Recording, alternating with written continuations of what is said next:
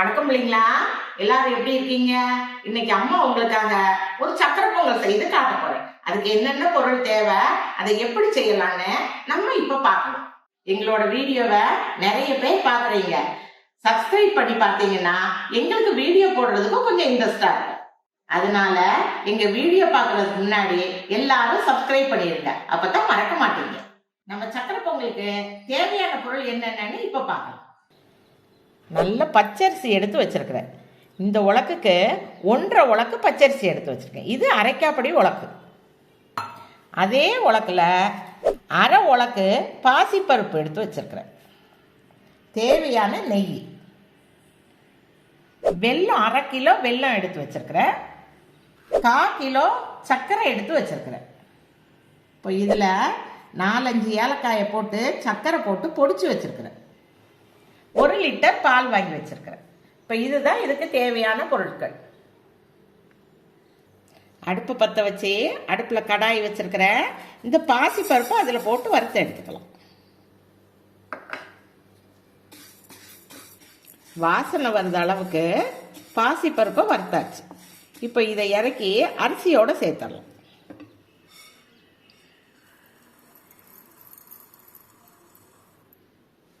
இந்த பருப்பையும் அரிசியையும் நல்லா கழுவி எடுத்துக்கலாம். இதில் இருக்கிற தூசி எல்லாம் போகிற அளவுக்கு நல்லா கழுவிடலாம். அரிசியும் பருப்பையும் நல்லா கழுவி எடுத்தாச்சு. இப்போ அம்மா அடுப்பில் குக்கர் வச்சுருக்கிறேன். இந்த குக்கரில் இந்த 1/2 லிட்டர் பாலையும் சேர்த்துக்கலாம்.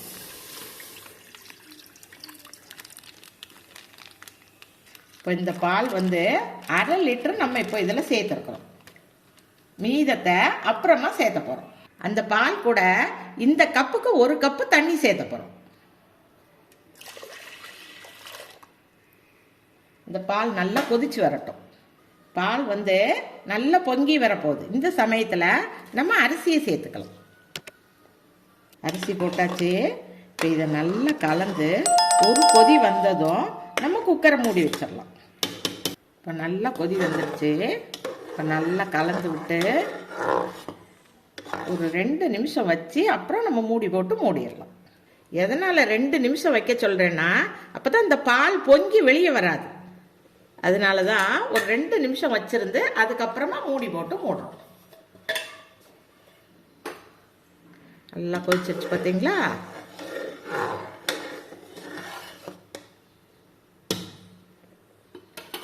நம்ம மூடி போட்டு மூடி வச்சிடலாம்.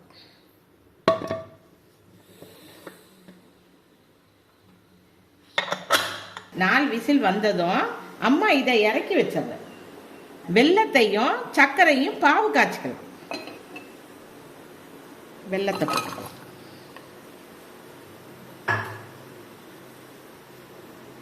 அது கூடயே சர்க்கரையும் சேர்த்துடலாம்.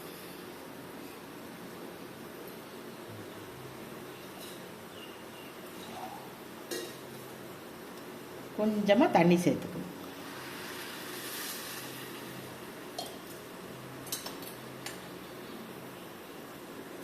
எதுக்காக இந்த வெல்லத்தை பாவு காய்ச்சிரோன்னா இதில் தூசியெல்லாம் இருக்கும் பார்த்தீங்களா?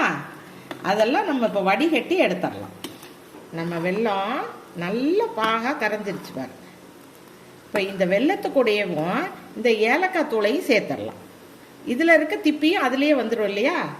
அதனால இது கூடயே நம்ம சேர்த்து கலந்துடலாம். காய்ச்சின பாகை இதில் வடிகட்டி எடுத்துடலாம்.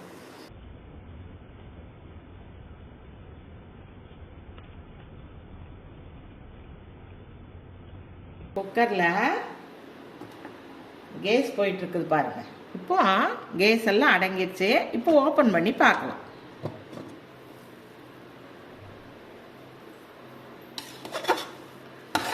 எவ்வளோ சாப்பிட்டா நல்லா வெந்திருக்குது பாருங்க. பாசிப்பருப்பும் பால் அரிசி எல்லாம் நல்லா வெந்திருக்கு. இப்போ கெட்டியாக இருக்குது இல்லைங்களா?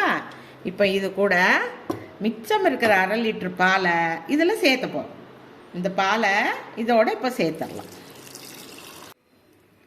எப்போதுமே பொங்கல் பால் இல்லாமல் அரிசி சர்க்கரை வெல்லம் வச்சு செய்வாங்க நெய் விட்டு. ஆனால் இன்னைக்கு அம்மா உங்களுக்கு வித்தியாசமாக பால் ஊற்றி இந்த பொங்கலை செய்து காட்டுறேன். இந்த பொங்கல் வந்து சாப்பிட்றதுக்கு அவ்வளவு டேஸ்ட்டாக இருக்கும். இதில் பாதி நம்ம சர்க்கரை சேர்த்துறோம், பாதி வெல்லம் சேர்த்துறோம். அதனால இது ஒரு பால்கோவா டேஸ்ட்டில் இந்த பொங்கல் அவ்வளோ அருமையாக இருக்கும் சாப்பிட்றதுக்கு. இப்போ இதை நல்லா கலந்து விட்டுறலாம். நல்லா இன்னும் கொஞ்சம் நேரம் இது வேகட்டும். இன்னும் ஒரு விசில் விடலாம். மறுபடியும் ஒரு விசில் விட்டு அதை ஓப்பன் பண்ணி பார்க்கலாம்.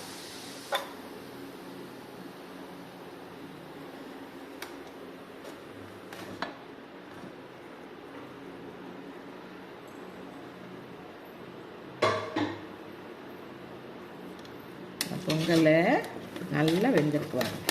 நம்ம எடுத்து வச்சிருக்கிற சர்க்கரை பாகை ஊற்றிடலாம்.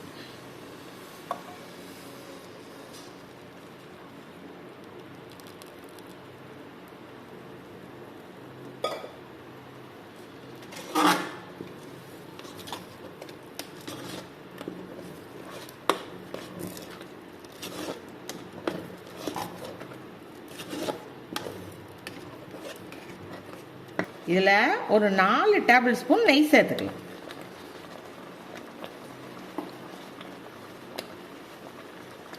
இதை நல்லா கலந்து விட்டுருங்க.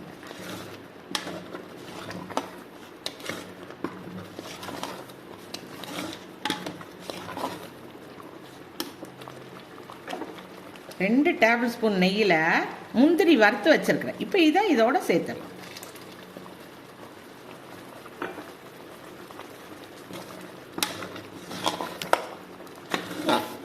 இந்த பொங்கல்ல இப்போ ஒரு முக்கியமான பொருள் நம்ம சேர்த்த போறோம். அது என்னன்னா பச்சை கற்பூரம். இதை நல்லா கையிட்டு இப்படி நசுக்கிட்டு கொஞ்சமா சேர்த்துக்காங்க. ஒரு சின்ன வில்லை, இவ்வளோண்டு வில்லை எடுத்து இதோட சேர்த்துருங்க.